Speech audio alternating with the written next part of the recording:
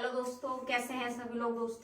दोस्तों आज का क्लास हमारा डीएड एसई आईडी एचआई और बीआई से रहेगा। ठीक है दोस्तों, जिसमें हमारा पेपर नेम है आज के टॉपिक से education in the emerging Indian society and school administration. ठीक है दोस्तों, ये पेपर एचआई के लिए भी मोस्ट इंपोर्टेंट है, ठीक है, और बीआई के लिए भी इंपोर्टेंट है, आईडी के लिए भी इंपोर्टेंट है। यानी कि अगर हम बात करें तो एचआई में ये पेपर है हमारा पेपर 3rd, ठीक है, बीआई में हमारा ये पेपर है 8 और आईडी में अगर हम बात करें तो आईडी में है पेपर हमारा 7। ठीक है, यानी कि बीआई के लिए, एचआई के लिए और आईडी के लिए, सबके लिए मोस्ट इंपोर्टेंट है। ठीक है, पेपर नेम जैसे कि मैंने आपको अभी बताया, पेपर नेम आपका education in the emerging Indian society and school administration है। और पेपर नंबर एचआई में पेपर 3rd मिलेगा आपको, बीआई में पेपर 8 है और आईडी में पेपर 7 है। ठीक है, तो दोस्तों आज का टॉपिक जो रहेगा हमारा यूनिट 1.1 से रहेगा, aims and objective of general education and special education with reference to pre primary and elementary level, primary and upper primary. ठीक है, वो कह रहे हैं कि पूर्व प्राथमिक और प्रारंभिक स्तर पर या प्राथमिक और उच्च प्राथमिक के संदर्भ में सामान्य शिक्षा और विशेष शिक्षा के उद्देश्यों को बताइए। यहाँ पर आपसे परीक्षा में जो संबंधित प्रश्न पूछा जाएगा वो ये कहेगा कि पूर्व प्राथमिक और प्रारंभिक स्तर पर सामान्य शिक्षा के उद्देश्य क्या है और विशेष शिक्षा के उद्देश्य क्या है। तो आपको प्राथमिक शिक्षा या प्रारंभिक शिक्षा, और वो कह रहे हैं उच्च प्राथमिक या प्राथमिक, उन दोनों में से आपको ज्ञान ये या तो ये रख लीजिए, आप ये रख लीजिए।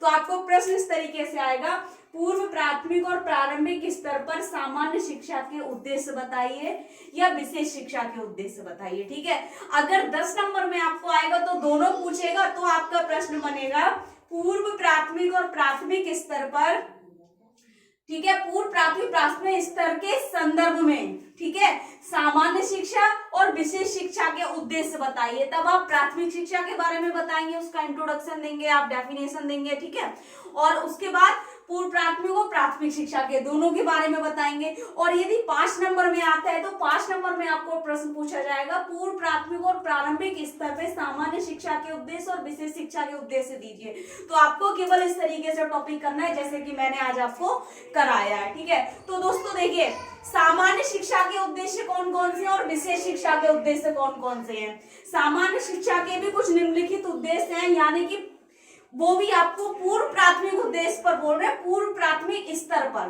ठीक है ना, प्रारंभिक स्तर पर या पूर्व प्राथमिक स्तर पर उन्होंने सामान्य शिक्षा के उद्देश्य पूछे हैं। विशेष शिक्षा के भी उद्देश्य उन्होंने क्या है, विशेष शिक्षा के उद्देश्य भी आपको प्राथमिक शिक्षा और प्राथमिक स्तर और प्रारंभिक स्तर पर पूछे। तो दोस्तों सामान्य शिक्षा के उद्देश्य निम्नलिखित हैं पूर्व प्राथमिक स्तर पर, जैसे कि सबसे पहले कह रहे हैं बालक का शारीरिक तथा मानसिक विकास करना।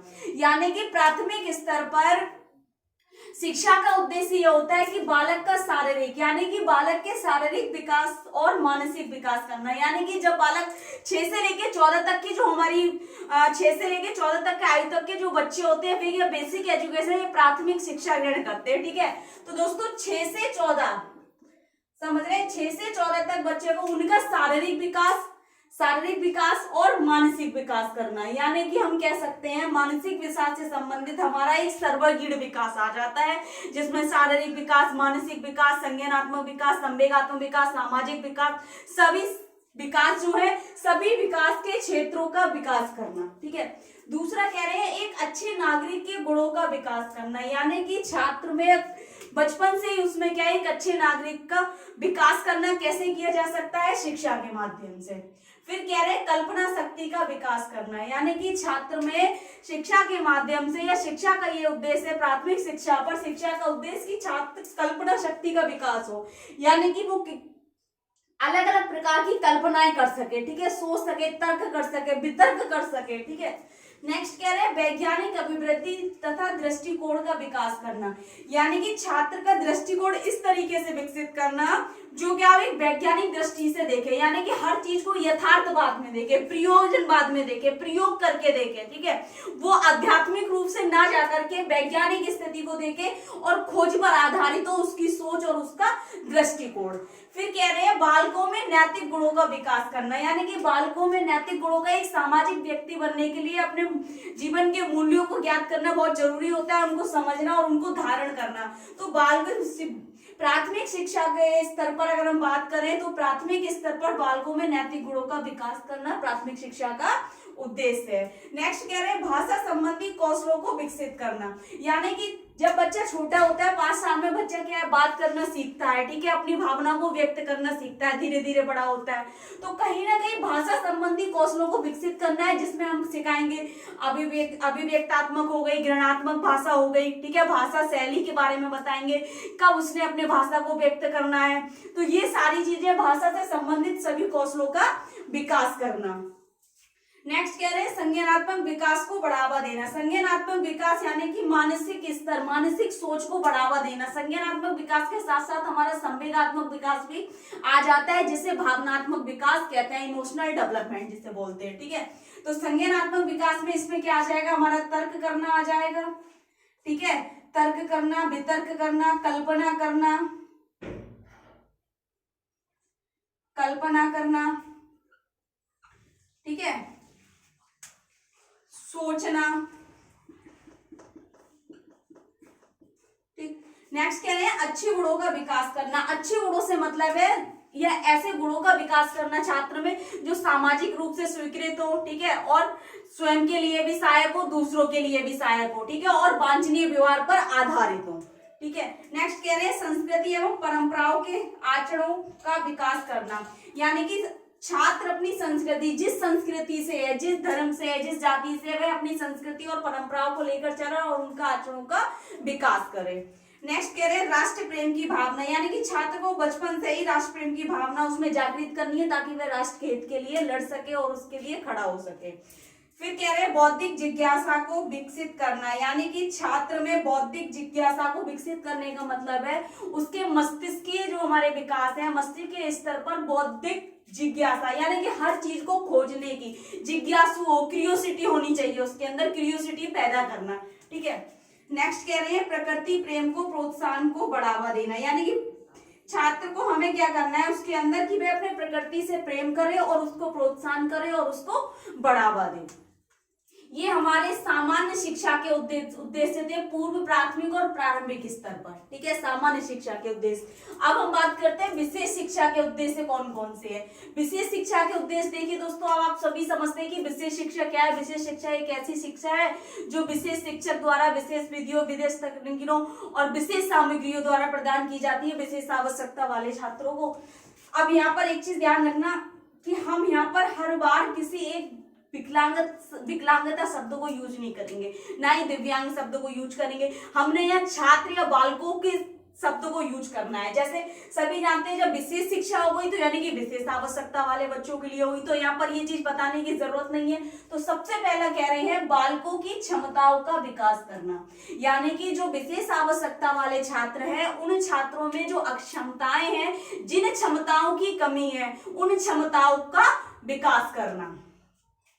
दूसरा कह रहे हैं बालकों की पहचान एवं उनकी क्षमताओं का आकलन करना, यानी कि जो बच्चे अपनी अपनी विशेष आवश्यकता रखते हैं, ठीक है, उनकी पहचान करनी है हमने, ठीक है, किस प्रकार की वे किस स्थिति से गुजर रहे हैं या किस स्थिति से ग्रसित है, कि वो दृष्टिबाधित है या श्रवण बाधित है या बौद्धिक रूप से असक्षम है या शारीरिक रूप से असक्षम है। तो कह रहे हैं उन बालकों की पहचान करना और उनके क्षमताओं का आकलन करना, यानी कि असेसमेंट करना, उनकी जांच करना। नेक्स्ट कह रहे हैं बालकों की विशिष्ट योग्यताओं का विकास करना है, यानी कि सभी जानते हैं हर विशेष आवश्यकता वाले बच्चे में उनकी एक विलक्षण, यानी कि एक विलक्षण का मतलब हो गया यूनिक क्वालिटी होती है, यानी कि एक विशिष्ट योग्यता पाई जाती है हर विशेष आवश्यकता वाले बच्चे में। तो ये विशेष शिक्षा का उद्देश्य है कि बालकों की विशिष्ट योग्यता का विकास करना, ठीक है, उसके अंदर जो एक योग्यता है उसको उभारना, उसको विकसित करना, ठीक है। नेक्स्ट कह रहे हैं जो बच्चे मुख्य धारा में नहीं है उन्हें मुख्य धारा में लाना, यानी कि जो बच्चे पिछड़े हुए हैं, शिक्षा से पिछड़े हुए हैं, जागरूकता से पिछड़े हुए हैं, जिनको विशेष शिक्षा भी नहीं मिल रही है, ठीक है, सामाजिक क्रियाओं में शामिल नहीं किया जा रहा है, यानी कि उनका त्याग जो हो चुका है पहले इतिहास के रूप से देखें तो कहीं ना कहीं उन बच्चों को मुख्य धारा में जोड़ना है, मेन स्ट्रीम में उन्हें ज्वाइन करना है और लाना है। तो जो बच्चे मुख्य धारा में नहीं है उन्हें मुख्य धारा में लाना। नेक्स्ट कह रहे हैं छात्रों में सकारात्मक व्यवहार विकसित करना और व्यवहार परिमार्जन करना। सभी जानते हैं दोस्तों हमारे जो विशेष आवश्यकता वाले छात्र हैं, जो बच्चे हैं, उनके साथ क्या है, नकारात्मक व्यवहार उनमें बहुत ज्यादा है, या हम कह सकते हैं समस्यात्मक व्यवहार बहुत ज्यादा पाया जाता है। अगर हम बात करें तो एडीएचडी वाले बच्चों की करें, ऑटिज्म वाले बच्चों की करें, कहीं ना कहीं इंटेलेक्चुअल डिसेबल्ड वाले बच्चों में भी हमें कहीं ना कहीं ये चीजें देखने को मिलती है। तो दोस्तों उन बच्चों में क्या करेंगे, उनके नकारात्मक व्यवहार को कम करके सकारात्मक व्यवहार विकसित करेंगे, और दूसरा उनका जो समस्यात्मक व्यवहार है उसका परिमार्जन करेंगे, यानी कि बिहेवियर मॉडिफिकेशन करेंगे।